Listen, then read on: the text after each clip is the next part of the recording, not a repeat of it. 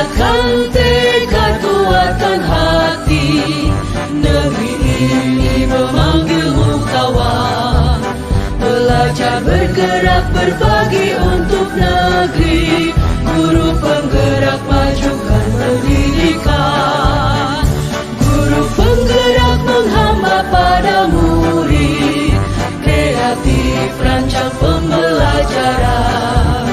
Hargai potensi, tingkatkan prestasi.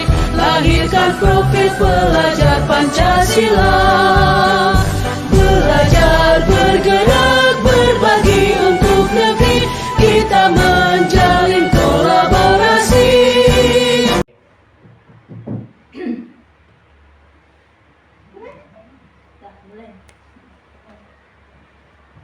Bismillahirrahmanirrahim. Assalamualaikum warahmatullahi wabarakatuh. Waalaikumsalam warahmatullahi wabarakatuh. Alhamdulillahirabbil alamin wassalatu wassalamu ala asyrafil anbiya'i wal mursalin wa ala alihi washabihi rasulillahi ajmain. Pertama, puji dan syukur kehadirat Allah Subhanahu wa taala yang telah melimpahkan nikmat kesehatan sehingga kita semua dapat hadir mengikuti acara diseminasi budaya positif oleh Bu Rina Hafsari Sinaga pada siang ini. Tidak lupa pula kita kirimkan salawat beriringan salam kepada junjungan kita Nabi besar Muhammad Sallallahu Alaihi Wasallam dengan melafazkan Allahumma sholli ala Sayyidina Muhammad wa ala ali Sayyidina Muhammad. Baik, untuk tidak memperpanjang mukadimah, susunan acara yang pertama MC sedang berlangsung. Yang kedua, kata sambutan dari Kepala Sekolah SD Negeri 38 Mandau.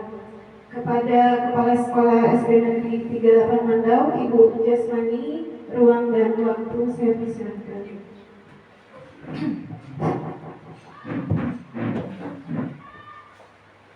Assalamualaikum warahmatullahi wabarakatuh.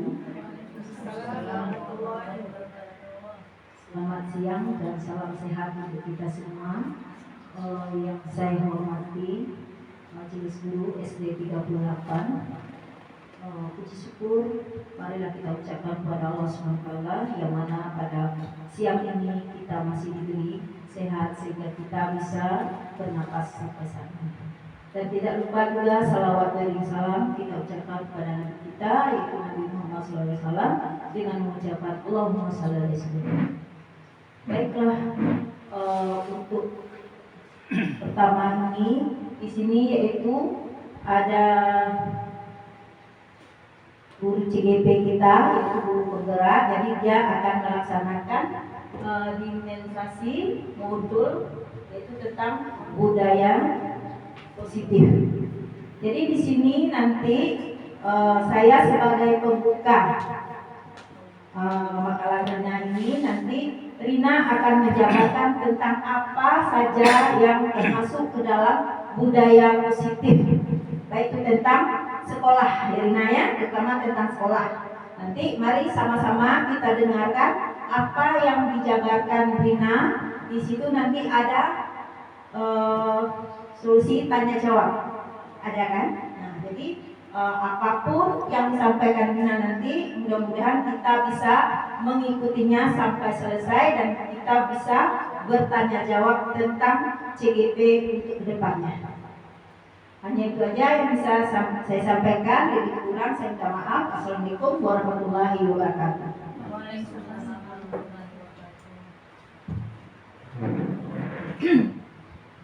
Terima kasih kepada Ibu Kepala Sekolah Ibu Jasmani SPGSD atas kata sambutannya. Kita lanjutkan susunan acara berikutnya. Pembacaan doa dibawakan oleh Pak Herman. Pada Pak Herman, waktu dan tempat kami persilahkan.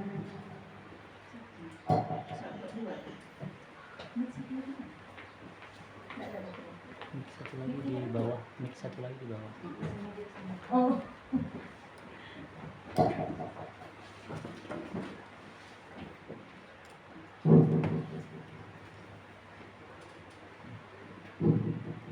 Sebelum kita berdoa, mari kita sama-sama beristighfar dan berpasrah pada Allah Subhanahu wa Ta'ala. Astagfirullahaladzim, Astagfirullahaladzim, Astagfirullahaladzim, Alladzi la ilaha illa huwal hayyul qayyum wa atubu ilaih. A'udzu billahi minasyaitonir rajim. Bismillahirrahmanirrahim. Alhamdulillahi rabbil alamin, wassalatu wassalamu ala asyrafil anbiya'i wal mursalin wa ala alihi wa sahbihi rasulillahi ajma'in. Allahumma sholli ala sayyidina Muhammad wa ala ali sayyidina Muhammad. Ya Rabbana lakal hamdu kama yanbaghi li jalali wajhika wa sultanik. Rabbana zalamna anfusana wa in lam taghfir lana wa tarhamna lanakunanna minal khasirin. Rabbana wa la tuhammilna ma la taqata lana bihi wa'fu 'anna waghfir lana warhamna anta maulana fansurna 'alal qawmil kafirin. Allahumma ajirna minan nar, Allahumma ajirna minan nar, Allahumma ajirna minan nar. Amin ya Allah ya Rahman ya Rahim. Ya Allah ya Rahman ya Rahim. Pada siang hari ini kami melaksanakan acara seminisasi ini ya Allah. Semoga apa yang diceritakan oleh Bu Rina Absari Sinaga mendapat hasil yang maksimal ya Allah. Rabbana atina fid dunya hasanah wa fil akhirati hasanah wa qina adzabannar. Subhana rabbika rabbil izzati amma yasifun wa salamun alal mursalin walhamdulillahi rabbil alamin. Assalamualaikum warahmatullahi wabarakatuh.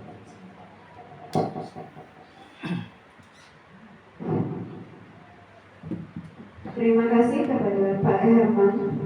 Acara selanjutnya acara inti, acara diseminasi budaya positif yang akan disampaikan oleh Bu Rina Hapsari Sinaga. Kepada Bu Rina Hapsari Sinaga, ruang dan tempat kami bersama. Terima kasih banyak kepada moderator hari ini, Bu Yanti. Assalamualaikum warahmatullahi wabarakatuh. Waalaikumsalam. Selamat siang untuk kita semuanya. Puji syukur kepada Allah Subhanahu wa Ta'ala yang mana pada hari ini kita masih diberi kesehatan sehingga dapat berkumpul di ruangan kantor sekolah kita, yang mana pada hari ini saya akan melakukan diseminasi modul 1.4 budaya positif oleh saya sendiri, Rina Hapsari Sinaga SPD, calon guru penggerak angkatan 9 Kabupaten Bengkalis. Puji syukur, tak lupa pula kita ucapkan salawat kepada Nabi Muhammad SAW dengan melafazkan Allahumma sholli ala sayyidina Muhammad yang telah memberikan saya kesempatan untuk melakukan acara diseminasi budaya positif hari ini. Di sini saya tidak menggurui rekan-rekan semuanya. Saya hanya berbagi pengalaman, hanya sharing ilmu mengenai budaya positif untuk sekolah kita ke depannya lebih baik. Di sekolah kita sudah menerapkan yang namanya budaya positif. Yang pertama sekali yaitu kita sudah melakukan pembiasaan 5S yang kita lakukan, menanti murid kita di depan gerbang pintu dengan senyum, salam, sapa, sopan dan santun. Yang kedua yaitu budaya positif kita yaitu sholat duha yang kita telah programkan sejak beberapa tahun yang lalu. Lalu ada yasin, begitu juga dengan agama Kristen di ruangannya masing-masing. Pembiasaan menyanyikan lagu nasional, ini juga budaya positif agar murid kita ini mengetahui apa saja lagu-lagu nasional yang ada di sekolah kita yang harus kita terapkan. Nah, baiklah Bapak Ibu semuanya, kali ini saya akan berbagi mengenai budaya positif. Nah, kalau dari judulnya budaya positif, saya melakukan pertanyaan romantik dulu Bapak Ibu ya. Kira-kira budaya positif itu apa yang terlintas di pikiran Bapak Ibu semuanya? Dengan kata budaya positif. Ya, apa Bu? Yang baik. Ya, yang baik. Ada lagi yang lain? Ya Bu Dewi? Membiasakan hal-hal yang baik atau yang positif untuk kebiasaan pada siswa dan guru yang bersih. Ya, budaya positif itu kebiasaannya lalu menjadi budaya. Itulah dia budaya positif. Nah, inilah pengangkatnya Bapak Ibu. Selanjutnya ada pertanyaan pemantik. Kira-kira Bapak Ibu setuju tidak? Yang pertama, hukuman dapat mendisiplinkan anak. Yang kedua, pemberian hukuman dengan hal positif seperti membaca atau membersihkan halaman sekolah dapat meningkatkan disiplin anak. Atau yang ketiga, memberi penghargaan dapat meningkatkan motivasi belajar anak. Nah, dari pertanyaan pemantik ketiga ini, Bapak Ibu setuju atau tidak? Kalau pertanyaan pertama, hukuman dapat mendisiplinkan anak, Bapak Ibu setuju atau tidak? Setuju. Setuju? Setuju semua? Ayo, yang belum menjawab, Ibu Kas, setuju apa tidak mendisiplinkan anak dengan hukuman? Setuju. Lihat situasi. Nah, yang kedua, pemberian hukuman dengan hal positif seperti membaca atau membersihkan halaman sekolah dapat meningkatkan disiplin anak. Setuju atau tidak? Setuju. Setuju. Yang ketiga, memberi penghargaan dapat meningkatkan motivasi belajar anak. Setuju. Sangat setuju. Sangat setuju. Nah, nanti ini akan saya bahas jawabannya setelah kita baca dulu materi berikutnya. Nah, pada kali ini topik akan saya diseminasikan yang pertama yaitu disiplin positif dan nilai-nilai kebajikan. Yang kedua, motivasi, hukuman, dan penghargaan. Yang ketiga, keyakinan kelas. Yang keempat, kebutuhan dasar manusia. Yang kelima, posisi kontrol guru. Dan yang terakhir, segitiga restitusi. Kita masuk. Nah, ini sebelum masuk topik yang pertama, ada perubahan paradigma cara pikir kita, Bapak Ibu. Ini bisa kita lakukan dengan mengepal tangan. Kita bisa lakukan dengan dua orang dengan teman kita dan teman. Ya, ambillah secari kertas. Boleh Bapak Ibu tulis di situ sebuah kata yang menurut Bapak Ibu itu adalah yang sangat berarti, berharga bagi kita dalam kata tersebut. Lalu genggam. Nah, teman Bapak yang si B, dia akan berusaha melepaskan atau membuka tangan Bapak tersebut. Bisa dengan rayuan, bujukan, menyuap. Nah, kira-kira apabila si B tadi dia membujuk, mengancam, merayu, dan menyuap, apa yang terjadi? Apakah Bapak Ibu membuka kepala? Atau tetap dengan kepalan Bapak tersebut? Karena dia ibaratkan barang yang berharga bagi kita. Ayo Bapak Ibu, mau dirayu kah? Tidak mau, boleh dia tidak mau dia. Nah, begitu juga Bapak Ibu, kita anggap yang di dalam tangan kita itu adalah murid kita. Ya, bagaimana kita memperlakukannya? Apakah dia yang mengontrol kita atau kita yang mengontrol dia? Kita yang kontrol dia. Oke, kita simak berikutnya. Nah, ini dia ada stimulus respon dan teori kontrol. Perubahan paradigma stimulus respon, teori kontrol atau teori pilihan. Yang pertama, kebutuhan kita sama kalau stimulus. Nah, kalau teori kontrol, kebutuhan kita itu berbeda. Semua orang melihat hal yang sama kalau stimulus. Tapi di teori kontrol, setiap orang memiliki gambaran yang berbeda. Kita mencoba mengubah orang agar berpandangan sama dengan kita. Dalam teori, kita tidak bisa mengubah pandangan orang lain tentang dunia.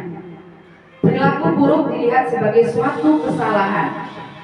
Sementara di teori kontrol, semua perilaku memiliki tujuan.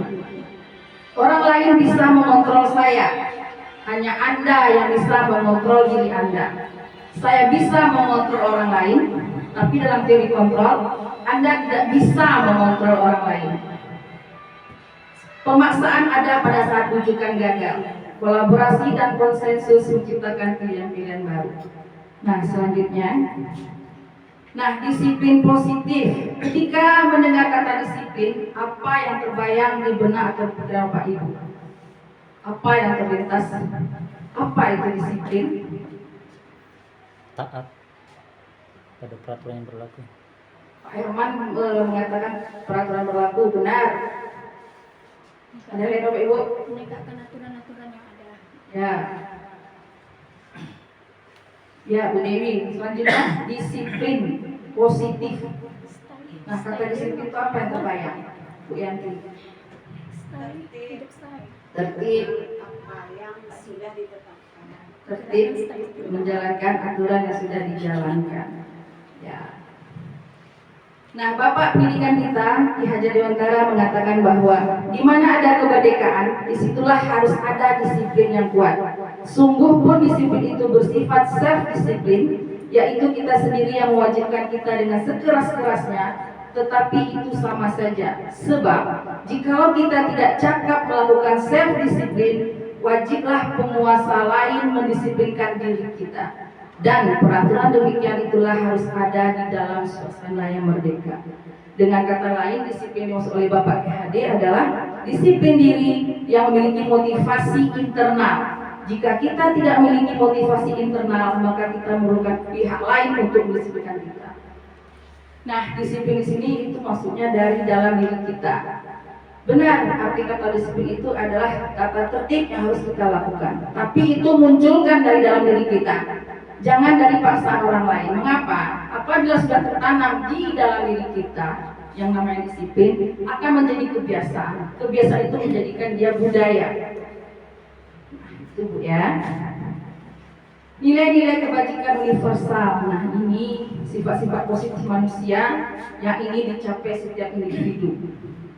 Nah, kita ingin anak kita itu mencapai yang namanya yang dikenal dengan profil pelajar Pancasila seperti yang diharapkan dalam pembelajaran primer, yaitu beriman, bertakwa, beragama Islam dan berakhlak mulia, mandiri, beranalitis, berkebinekaan global, bergotong royong dan kreatif. Inilah tugas kita sebagai pendidik untuk menciptakan nilai kebajikan pada murid-murid kita, Bapak Ibu. Nah, masuk kita topik yang kedua, yaitu motivasi perilaku manusia. Nah, kita berperilaku tentu ada motivasinya, ada tujuannya. Yang pertama yaitu untuk menghindari ketidaknyamanan atau hukuman. Yang kedua, untuk mendapatkan imbalan atau penghargaan dari orang lain. Yang ketiga, untuk menjadi orang yang mereka inginkan dan menghargai diri sendiri dengan nilai yang mereka percayai. Nah, inilah motivasi manusia berperilaku. Kita termasuk yang mana? Tentu diri kita yang tahu, Bapak Ibu ya. Selanjutnya, teori motivasi perilaku manusia itu yang pertama, untuk menghindari ketidaknyamanan atau hukuman. Apa yang akan terjadi apabila saya tidak melakukannya? Itu pertanyaannya. Berarti dia motivasinya hanya dari luar. Dia melakukan semuanya itu tidak dari dalam dirinya, tapi menghindari hukuman atau sanksi atau denda. Makanya motivasinya dari luar, bukan dari dalam dirinya. Nah, yang kedua, untuk mendapatkan imbalan dari orang lain atau institusi. Ini juga motivasi eksternal. Karena pertanyaannya, apa yang akan saya dapatkan apabila saya melakukannya? Jadi dia melakukannya hanya untuk imbalan. Misalnya ada peraturan seperti ini, anak-anak ibu yang hadir tepat waktu ibu kasih kue setiap pagi. Jadi dia faktor dia datang pagi itu kue, bukan dari dalam dirinya. Nah, yang ketiga yaitu untuk menghargai diri sendiri. Saya akan menjadi orang seperti apa apabila saya melakukannya. Nah, inilah kita harapkan muncul dari dalam murid dan dari dalam diri kita sendiri sebagai guru dan semua warga sekolah, agar terciptanya tujuan disiplin positif tadi. Jadi kita melakukannya itu dari dalam diri kita, tidak dari imbalan atau penghargaan atau hukuman, menghindarinya. Karena kalau sudah terterap jadi kebiasaan dan akan menjadi budaya. Lanjut. Bentuk program kebajikan atau apresiasi. Nah, dalam memberikan apresiasi atau pengakuan perlu diingat beberapa hal. Beri murid itu perlakuan secara khusus, beri pengakuan secara pribadi, beri pengakuan kepada semua murid secara bergantian, beri pengakuan secara konsisten dan fokus pada proses atau pada proses observasi pembelajaran juga boleh. Nah, jadi anak kita tuh kita kasih apresiasi Bapak Ibu.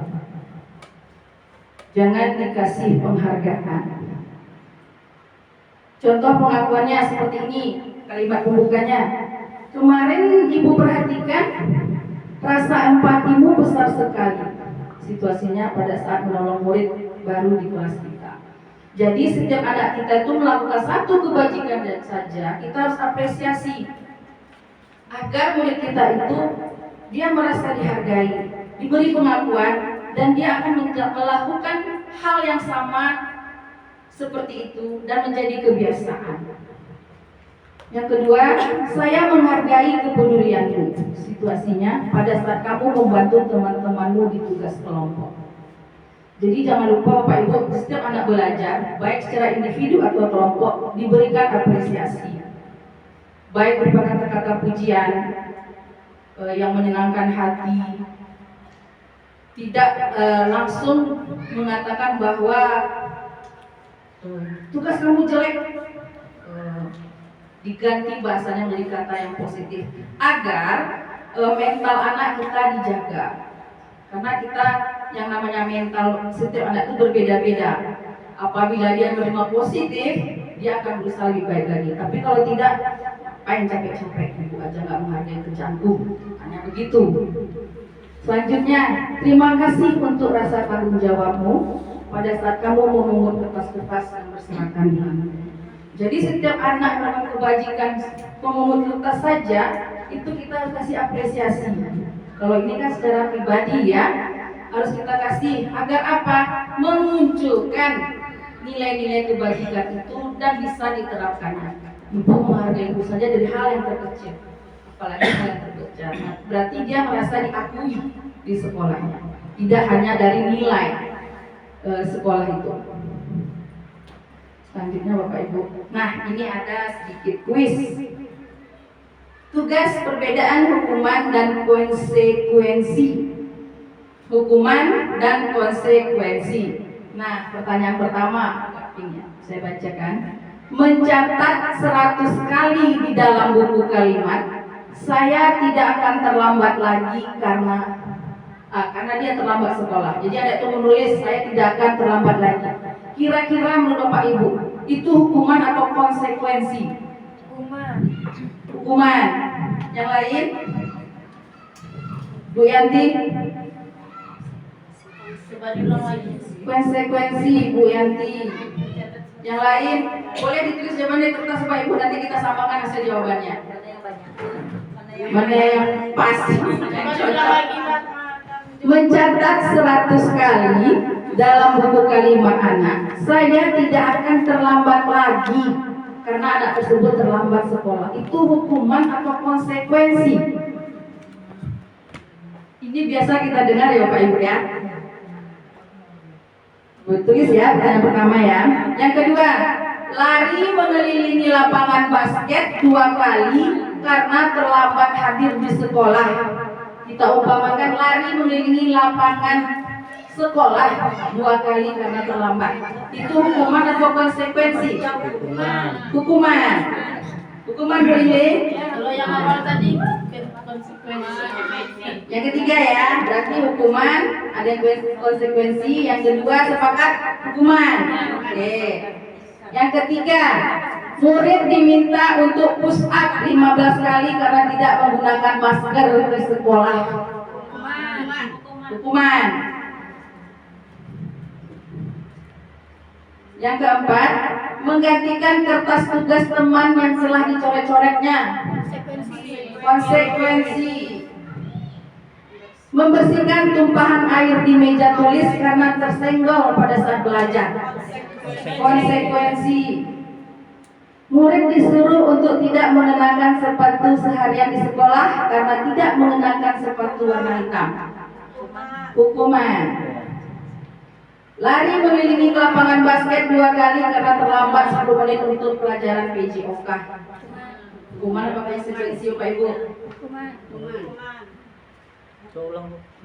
Lari mengelilingi lapangan basket 2 kali karena terlambat 10 menit masuk pelajaran PJOK. Hukuman. Nah, kita bahas ya. Nah, ini jawabannya Bapak Ibu.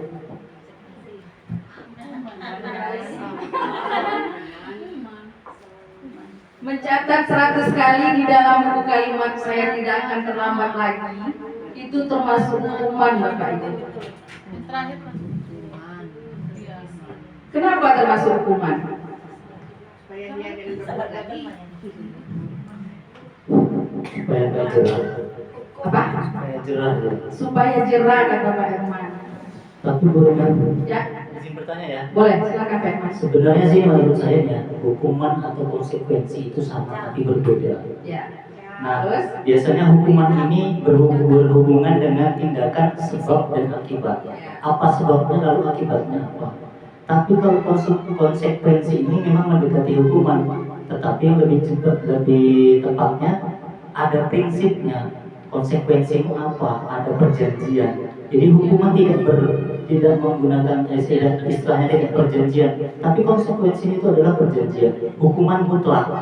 Kamu terlambat, bapak hukum kamu tidak. Tapi kamu karena nggak ngerjakan PR, sebab konsekuensinya yang mendekati dengan hukuman yang tidak kontekstual ya, konsep bukan konteks, kontekstual bukan konseptual.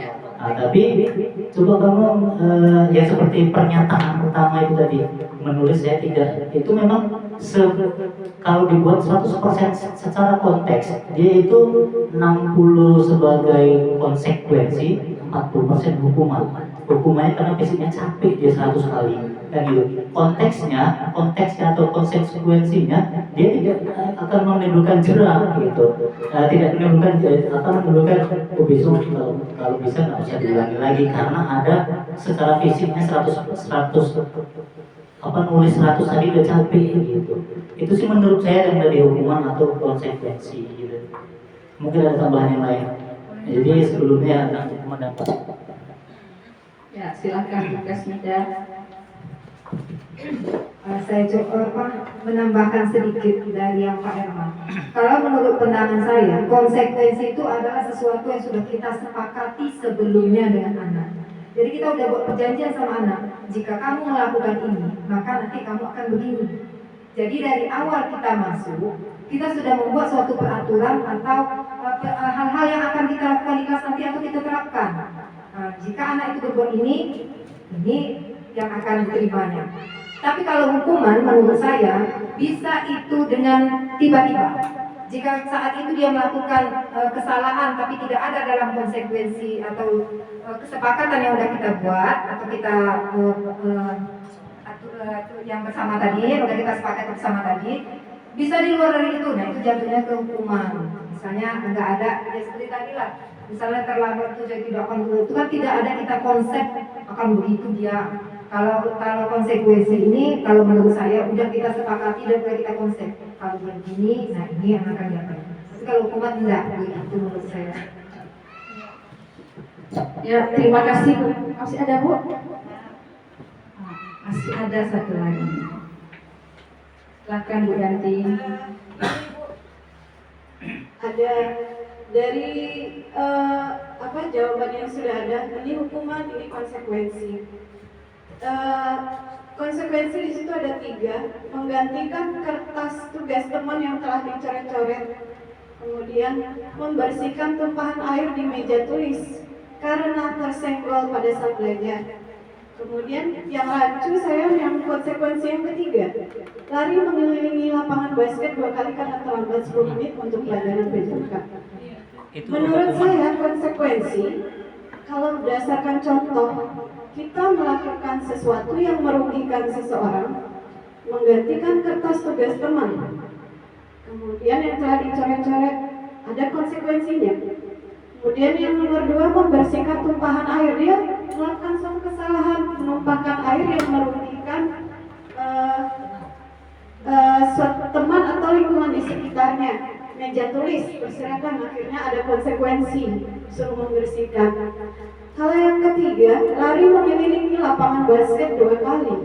Kemudian dengan apa bedanya dengan push up? Apa bedanya dengan dia mengelilingi lapangan basket 2 kali itu? Satu hukuman, satu konsekuensi. Jadi saya bingung. Lari mengelilingi lapangan basket 2 kali hukuman. Lari mengelilingi lapangan basket 2 kali konsekuensi. Mohon apa? Penjelasannya supaya kita lebih tidak rancu terhadap hukuman itu. Terima kasih Bu Yanti. Jadi hangat ya acaranya. Tepuk tangan dulu. Oke, Pak Herman ada yang Aku menambahkan. sedikit ambilnya dari 2 argumen teman kita ini kita bisa menemukan Bapak Ibu ya. Yang pertama, konsekuensi itu lebih ke tanggung jawab, sedangkan hukuman itu lebih dari keadaan fisik. Misal dia menyimpulkan tadi ini anak-anak Pak tumpah, tanggung jawabnya anak itu harus membersihkan, ya enggak? Itu konsekuensinya. Kemudian ini yang apa lagi? Ada coret-coret mana Bu? Yang menggantikan kertas tugas teman yang telah dicoret-coret. Karena si sebab tadi anak mencoret, akibatnya harus mengganti. Itu memang konsekuensi, lebih ke tanggung jawab. Daripada kalau hukuman itu lebih secara spontan tadi Bu, bekas yang betul. Secara spontan kita apa ini tadi nggak ada konsekuensinya, lari kamu terlambat baris, lari kamu 10 kali. Karena keadaannya memang itu penjas dan tidak ada secara fisik kita melukai anak tersebut karena hubungannya ketika lari udah sehat, matematika sana nggak ngejar lari itu agak bingung kita Bu ya. Jadi Bapak setuju lari mengelilingi adalah konsekuensi. Hukuman. Oke. Jadi intinya konsekuensi itu lebih mengarah ke tanggung jawab. Misal tadi menumpahkan anak harus ganti, coret-coret buku kawan anak harus ganti. Kan nggak mungkin aja kita sebagai seorang pendidik mencoret-coret bukunya si Polan, dia suruh lari-lari. Kan nggak ada tanggung jawabnya Bu ya. Pasti harus suruh ganti, kan gitu. Memecahkan berarti mengganti, merusak berarti mengganti. Itulah konsekuensinya adalah berhubungan dengan tanggung jawab. Kalau hukuman memang berlaku dari secara spontanitas yang sesuai dengan arahan target guru. Terima kasih. Boleh satu lagi. Satu lagi Pak Herman. Kemukakan saja pendapatnya Bapak Andi. Jangan dipegang-pegang. Jam 12:30 kita bebas. Kalau menurutnya konsekuensi dan hukuman itu memang ada ya apa namanya? Ya besti lah kalau ibarat apa dia Bu itu. Misal contoh gini, salah satu contohnya seorang anak diberikan es krim oleh ayahnya. Nah, terus karena dia makan lari-lari tumpah es krimnya. Nah, hukuman konsekuensi yang diberikan oleh ayahnya langsunglah ditunang, kan seperti itu. Nah, itu langsung hukumannya.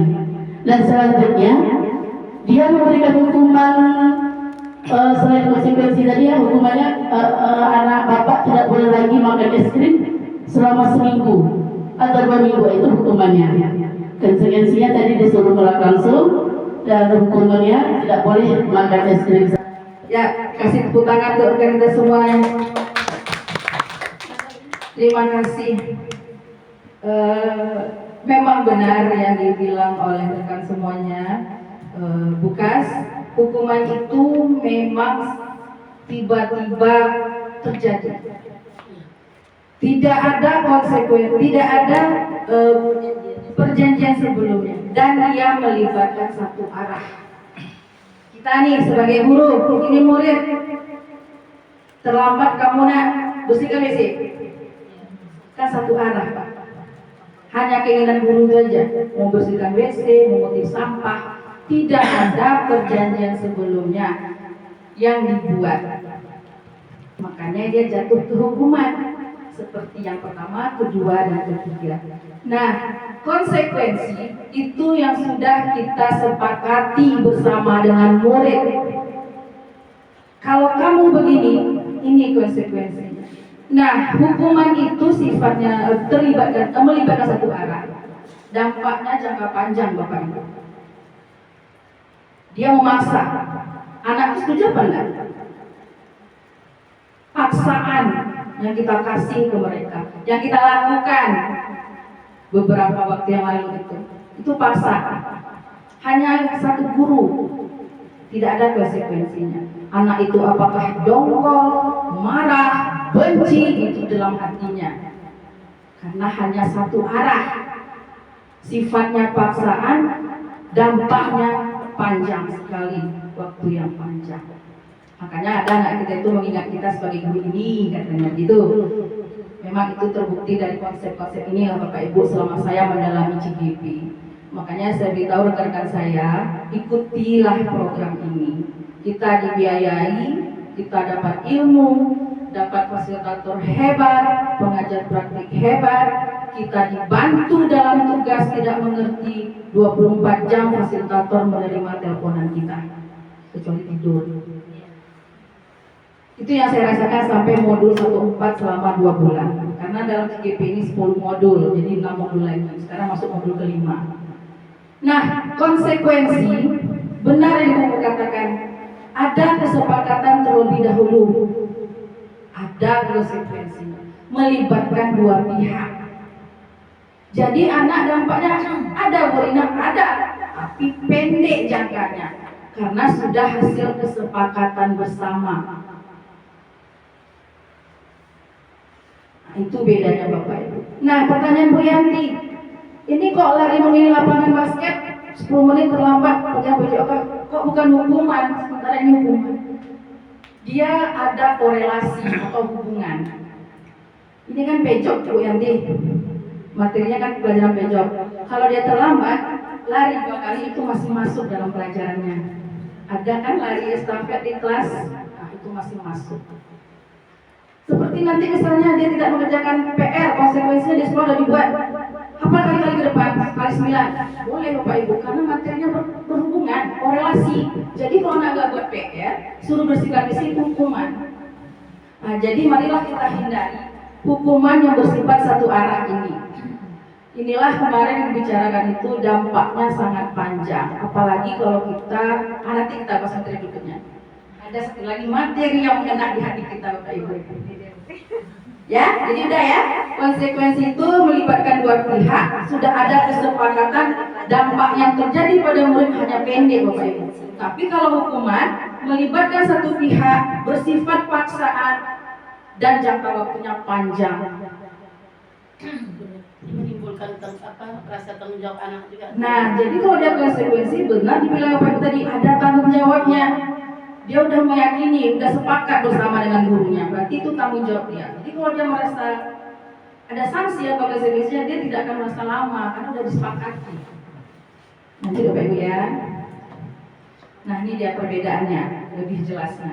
Hukuman, sesuatu yang menyakitkan harus terjadi. Konsekuensi, sesuatu harus terjadi.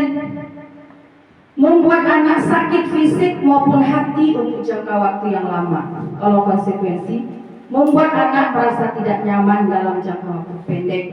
Anak membenci kedisiplinan. Kalau dia konsekuensi, anak menghargai disiplin.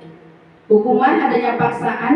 Kalau konsekuensi, stimulus dan tanggapan. Mendorong anak menyakiti diri sendiri. Kalau dia konsekuensi, mendorong anak agar mudah menyesuaikan diri. Hukuman, anak belajar untuk menyembunyikan kesalahannya. Kalau konsekuensi, anak belajar untuk mematuhi peraturan. Hukuman, marah, rasa bersalah, dipermalukan, merasa tak dihargai. Kalau konsekuensi, kehilangan hak, dibuat tidak nyaman, diasingkan untuk sementara. Jadi inilah dampak perbedaan hukuman dan konsekuensi. Yang paling parah itu yang ini Bapak Ibu. Dia merasa dipermalukan karena kita sudah kebiasaan nih mengintimidasi anak, itu rupanya tidak dibenarkan. Dia merasa tidak dihargai. Lanjut Bapak Ibu ya. Nah, ini materi berikutnya restitusi, yaitu proses menciptakan kondisi bagi murid untuk memperbaiki kesalahan mereka sehingga mereka bisa kembali pada kelompok mereka dengan karakter yang lebih kuat Restitusi merupakan proses kolaboratif yang mengajarkan murid untuk mencari solusi untuk masalah mereka dan membantu murid berpikir tentang orang seperti apa yang mereka inginkan dan bagaimana mereka harus melakukan hal tersebut menurut pendapat dosen 2004. Ini sudah saya lakukan kemarin dalam skenario, ada Bapak Iman kemarin ya, kasus ini ya. Nanti ada kita bahas lagi Bapak Ibu. Keyakinan kelas, nah diharapkan keyakinan kelas bersifat lebih abstrak daripada peraturan yang lebih rinci dan konkret. Keyakinan kelas berupa pernyataan universal, senantiasa dibuat dalam bentuk positif, tidak terlalu banyak sehingga mudah diingat dan dipahami oleh semua warga kelas. Keyakinan kelas sebaiknya sesuatu yang dapat diterapkan di lingkungan tersebut. Semua warga kelas hendaknya ikut berkontribusi dalam pembuatan keyakinan kelas dan bersedia meninjau kembali keyakinan kelas dari waktu ke waktu. Nah, diharapkan kepada seluruh walas wali kelas membentuk keyakinan kelas. Ya, kita sudah melakukannya Bapak Ibu, cuma tidak kita dokumentasikan dan kita tidak tempel di dinding, hanya berupa lisan. Jadi itu terabaikan oleh murid kita. Nah, keyakinan kelas itu sama dengan peraturan Bapak Ibu. Peraturan pertama kan peraturan kelas nih, maju ke kesepakatan kelas. Dan yang paling dimunculkan adalah keyakinan. Kalau peraturan sifatnya kan memaksa tuh, harus ikut yang sudah ditetapkan. Kesepakatan bersama dengan murid. Tapi kalau keyakinan kelas, kita tanya anak itu, apa yang mau mereka yakini dan mereka terapkan. Jadi kesepakatan bersama. Nah, disinilah nanti muncul namanya konsekuensi setelah dibuat keyakinan kelas tadi, Bapak Ibu. Jadi diharapkan semua kelas boleh membuat keyakinan kelas. Kalau kelas rendah bolehlah, dia minimal 3, maksimal 7. Jangan banyak-banyak, nanti lupa warga kelasnya. Nah, langkah-langkah membuat keyakinan kelas. Yang pertama, siswa menulis keyakinan yang mereka inginkan. Jadi Ibu jelaskan dulu apa itu peraturan kelas, kesepakatan kelas, dan yang terakhir keyakinan kelas. Lalu mengulas keyakinan yang telah ditulis anak, tempel Bapak Ibu ya, kalau bisa ditempel pakai sticky note hasilnya itu. Terus kita pilih dari yang 25 itu, kita pilih kalau sama tempel satu aja, bukan begitu. Lalu mengubah menjadi kalimat positif. Nah, ini yang perlu. Jangan munculkan kata melarang. Tidak boleh, itu tidak boleh. Tidak bisa dituliskan. Jangan, itu kan negatif. Misalnya tidak boleh membuang sampah sembarangan, itu tidak boleh seperti itu. Kita ganti kalimatnya. Menjaga kebersihan kelas. Atau buanglah pada tempatnya sampah. Itu terlalu panjang Pak Bu ya. Jadi dibuatkan yang pendek, singkat dan bisa dilihat kalau ditempel. Menjaga kebersihan kelas. Apalagi tidak boleh membuli teman. Kita ganti kata-katanya. Saling menyayangi. Nah, seperti itu. Kalau kelas rendah boleh hanya 3 dan bisa dipahami oleh mereka. Terus mengecek dan menyepakati keyakinan kelas tersebut. Nah, kalau sudah sepakat semua guru dan murid, kita tanda tangani Bapak Ibu. Murid itu menandatangani bahwa itu hasil kesepakatan dan mereka harus bertanggung jawab atas keyakinan yang mereka telah buat itu nantinya. Nah, selanjutnya ditempel di dinding kelas yang bisa dilihat oleh semua murid. Dan kita mengadakan ini yang saya buat kemarin. Saya menjelaskan apa itu keyakinan kelas kepada murid saya.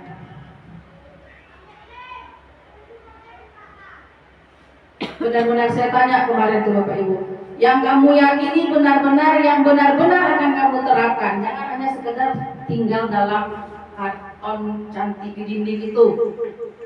Jadi muncullah 6 kesepakatan. Nah, yang paling penting itu Bapak Ibu di kelas ini kita masukkan anti bullying, karena itu memang sangat parah sekali di sekolah kita ini. Alhamdulillah beberapa hari setelah keyakinan kelas ini, mereka tidak membuli seperti hari biasanya. Nggak dengar Bapak Ibu ya.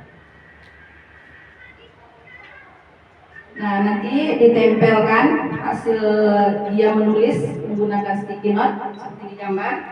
Lalu kita pilah mana yang sesuai. Nah, itu dia menandatangani kesepakatannya bahwa dia setuju untuk meyakini kelasnya masing-masing. Nampak Pak Adi videonya ini? Kelihatan? Nampak. Mana speakernya link? Speakernya? Ada di kamar belakang ada. Di sininya? Oh, itu. Di bawah. Ini kecil kan kemarin ini.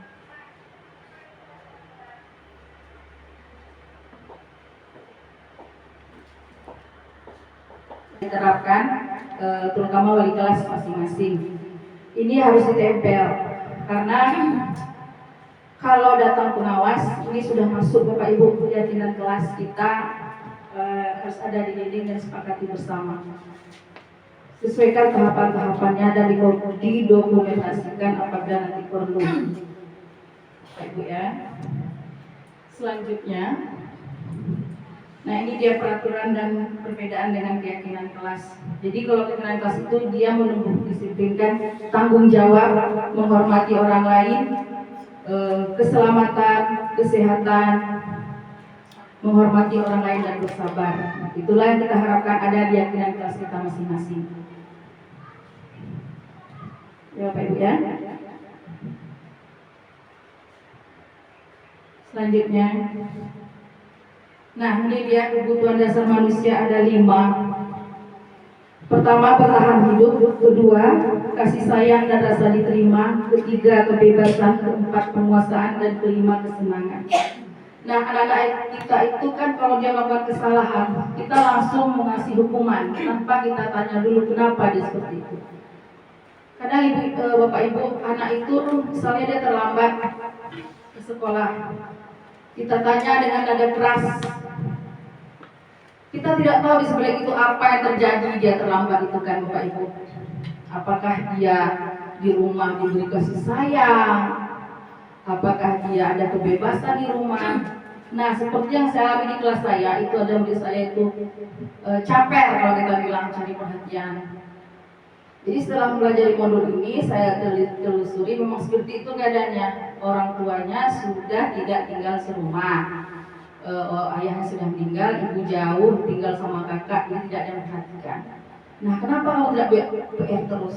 Setelah saya telusuri, rupanya tidak tahu cara mengerjakannya, ditanya pun tidak ada yang tahu. Buka HP, tak ada paket. Nah, jadi kita telusuri dasar dia itu dulu Bapak Ibu. Kenapa dia berbuat seperti itu? Itulah 5 kebutuhan dasar manusia. Kalau 5-5-nya sudah berjalan baik, otomatis anak itu tidak akan seperti itu. Pasti ada salah satu yang mengganjal dan terjadi, makanya dia buat seperti itu. Lanjut ya.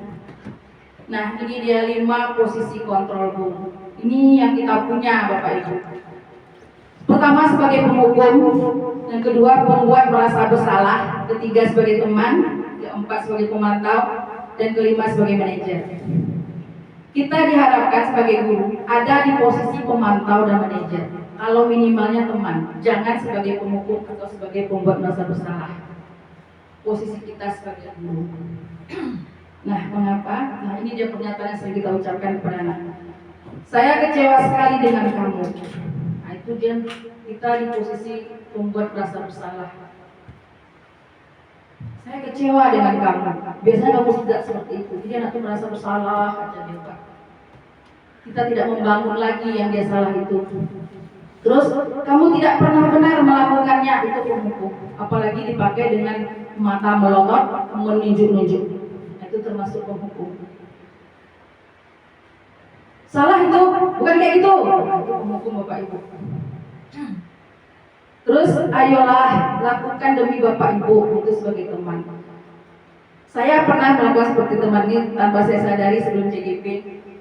Mungkin Ibu, Bapak Ibu pernah merasakan, cepatlah anak Ibu, waktu kita tinggal sedikit lagi. Sudah sebagai teman kita Bapak Ibu. Berarti itu bukan memohon, tapi kita meminta kesediaan dia untuk siapkan segera PR-nya sebagai teman. Apakah kamu mau mendapatkan stiker bintang hari ini? Nah, ini memantau tugas kita. Bagaimana kamu bisa menyelesaikan masalah ini? Itu manajer. Kamu selalu yang paling terakhir, itu penghukum. Nah, bagusnya kita di posisi manajer, yaitu kita tanya kesalahan anak itu apa, bagaimana dia menemukan solusi dari permasalahannya. Makanya dibuat keyakinan kelas Bapak Ibu. Apabila terbentur, berarti dia melanggar keyakinan kelas yang ini. Kemarin saya belajar itu di sini dia segitiga restitusi. Ada 3, yaitu menstabilkan identitas, validasi tindakan yang salah, dan menanyakan keyakinan. Nah, kalau dia menstabilkan identitas, setiap orang pasti pernah melakukan kesalahan. Bukan kamu saja, guru juga pernah melakukan kesalahan. Terus, kamu bukan satu-satunya yang pernah melakukan ini. Inilah kalimat yang kita gunakan kepada anak apabila dia melakukan kesalahan, Bapak Ibu. Kita gunakan kalimat seperti itu. Menstabilkan dulu identitas dia. Lanjutnya, validasi tindakan yang salah. Kamu tahu punya alasan mengapa kamu melakukan itu? Itu pertanyaan kita ajukan ke anak. Mengapa kamu? Apa alasan kamu berbuat seperti itu? Misalnya dia menendang temannya. Apa alasan kamu menendang kakinya si Bimo? Kita tanyakan dulu. Kita tanyakan dulu tindakan yang salahnya itu. Terus adakah cara yang lebih efektif untuk mendapatkan apa yang kamu butuhkan? Nah, yang terakhir itu menanyakan keyakinan. Keyakinan kelas apa yang telah kita sepakati? Kamu ingin menjadi apa? Orang seperti apa nantinya? Nah, ini dia Bapak Ibu ya. Menstabilkan identitas. Nah, guru berkata seperti ini Bapak Ibu. Untuk membuat anak yang merasa gagal karena berbuat salah menjadi positif terhadap dirinya. Guru berkata, berbuat salah itu hal manusiawi, tidak ada manusia yang sempurna. Bapak Ibu juga buat salah, kita pasti bisa menyelesaikan permasalahan ini. Nah, Bapak Ibu tidak tertarik untuk mencari tahu siapa yang salah, tapi Bapak Ibu tertarik untuk menyelesaikan masalah. Nah, kalau kamu menyalahkan dirimu sendiri terus-menerus, apakah kamu bersikap baik pada diri sendiri? Nah, ini menstabilkan identitasnya. Dia lagi emosi-emosi itu, Bu, kita redakan dulu. Kita telusuri dulu. Selanjutnya, validasi kebutuhan. Nah, guru berkata, kamu bisa saja kan melakukan hal lebih buruk, tapi kamu tidak bisa melakukannya. Kamu pasti punya alasan mengapa melakukannya. Apa pentingnya bagi kamu? Kamu boleh berusaha menjaga sikap itu, tapi tidak tambahkan sikap yang lain. Apakah kamu bisa melakukan yang lebih lagi besok harinya? Nah, ini dia memvalidasikan kebutuhan kesalahannya itu Bapak Ibu. Menanyakan keyakinan. Anak melihat kesalahannya dihubungkan dengan norma sosial dan nilai-nilai mendasari manusia berinteraksi. Nah, kita berkata, apa nilai yang kita percayai di kelas kita? Itu mengenai keyakinan kelas yang kita sepakati tadi Bapak Ibu. Nilai-nilai kebajikan apa yang telah kita sepakati? Kamu ingin jadi anak seperti apa? Apa yang kamu rasakan ketika kamu melakukan itu? Kamu mau jadi orang seperti apa? Nah, jadi ini yang kita tanyakan di akhir pertanyaan kita. Dia yang akan menemukan solusi mengapa dia berbuat salah. Nah, kemarin juga saya sudah buat videonya. Nah, ini nggak dengar ya, Ling? Tempat biasa nggak speaker? Di sebelah kanan. Pakai speaker dia. Ada hidung ya. Speakernya dia. Kecil suaranya.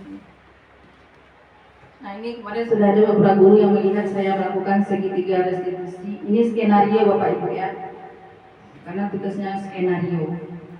Jadi anak yang waktu saya ANBK, ceritanya nih, waktu saya jadi proker ANBK, saya sudah kasih tugas oleh Bu Dewi, tapi ternyata dia tidak membuat tugas tersebut karena merasa tidak akan dikumpul, karena bullyingnya sibuk. Nah, terus saya tanyakan, mengapa kamu dipanggil kemari? Dia langsung tahu jawabannya. Mungkin karena saya tidak mengumpul tugas, Bu. Kita tanyakan dulu identitasnya. Dia menemukan sendiri, kita hanya membantu. Terus saya tanya lagi, mengapa kamu tidak membuat tugas? Saya pikir tidak dikumpul, Bu. Dan di rumah pun saya tidak mengerjakannya karena lupa. Tanya begitu. Nah, apa tindakan yang akan kamu lakukan? Apa keyakinan yang telah kamu langgar? Saya melanggar tanggung jawab, Bu. sesuai dengan keyakinan kelasnya, bertanggung jawab atas tugasnya. Nah, bagaimana solusinya? Saya minta maaf ya Bu Rina, tidak mengerjakan tugas tersebut. Saya akan menyelesaikan tugas tersebut dan akan mengumpulkannya besok. Nanti dia menemukan sendiri apa solusi permasalahannya. Nah, kedepannya kita berharap seperti manajer Bapak Ibu ya, mengambil jalan atau solusi permasalahan bagi kita sebagai manajer. Kita hanya membimbing dia menemukan kesalahannya dan menemukan solusi atas kesalahan mereka tersebut. Nah, itulah materi diseminasi yang saya paparkan hari ini. Lebih dan kurang saya mohon maaf, dan saya harapkan kebiasaan kita yang sudah ada tetap kita pertahankan, kita terapkan menjadi budaya positif di sekolah kita. Sekali lagi terima kasih kepada semua rekan guru. Saya tutup. Wabillahi taufiq wal hidayah. Assalamualaikum warahmatullahi wabarakatuh. Waalaikumsalam warahmatullahi wabarakatuh. Mantap Bu Rina.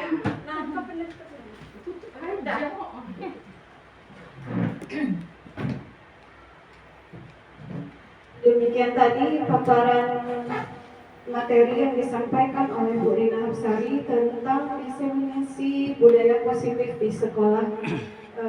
Alhamdulillah kita semua rekan sejawat Bu Rina Hapsari mendapatkan pencerahan, terutama bagaimana memposisikan diri dengan bijak terhadap hukuman, penghargaan atau motivasi yang terbaik yang muncul dari diri siswa sendiri.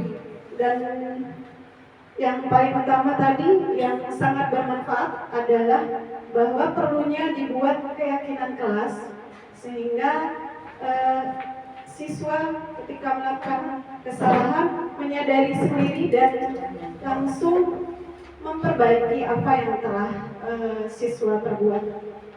Terima kasih Bu Rina atas pencerahannya. Kita tutup acara kita Bu dengan membaca hamdalah alhamdulillahirabbil alamin. Saya sudahi dengan assalamualaikum warahmatullahi wabarakatuh. Waalaikumsalam. Assalamualaikum warahmatullahi wabarakatuh.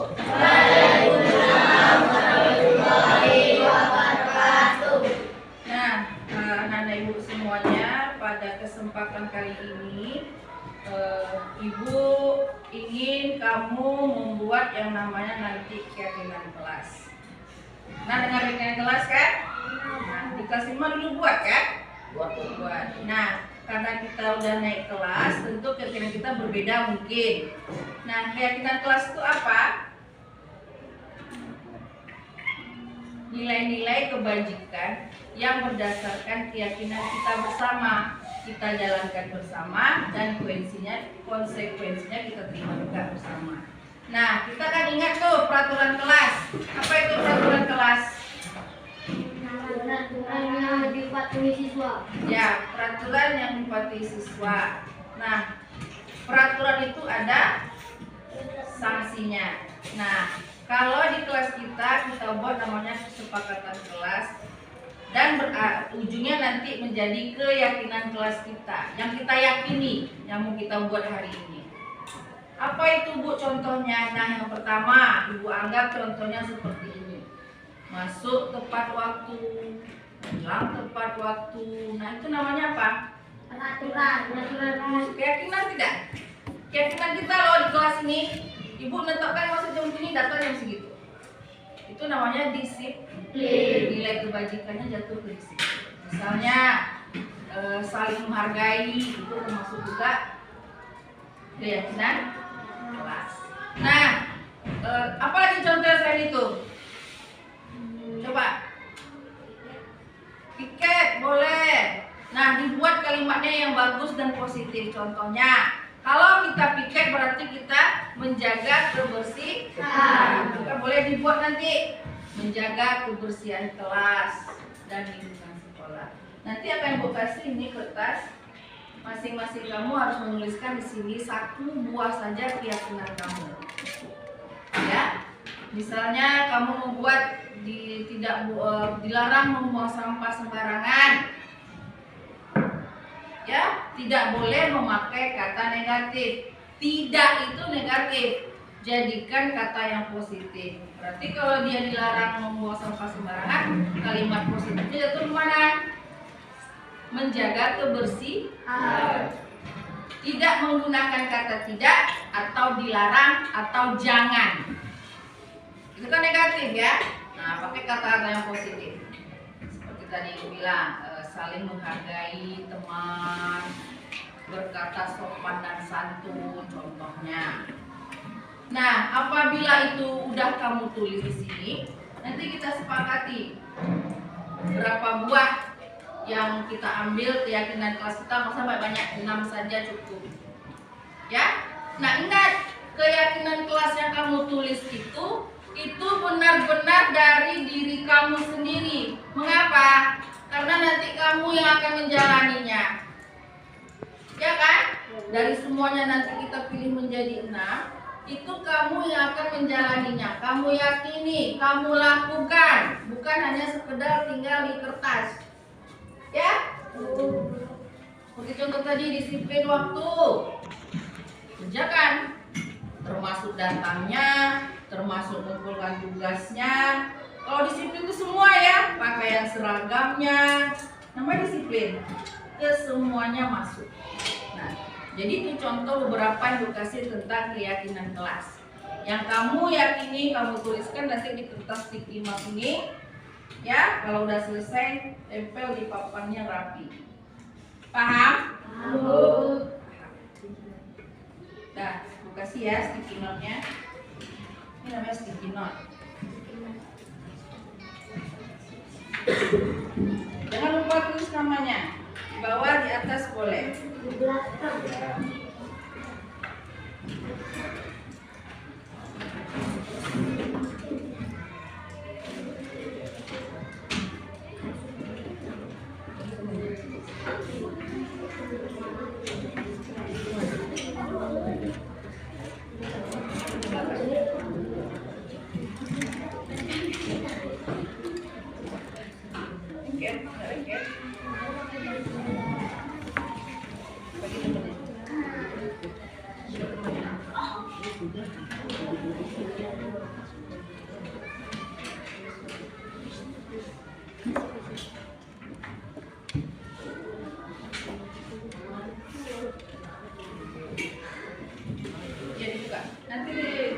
Nah, dibuat. Jangan lupa namanya. Kami tadi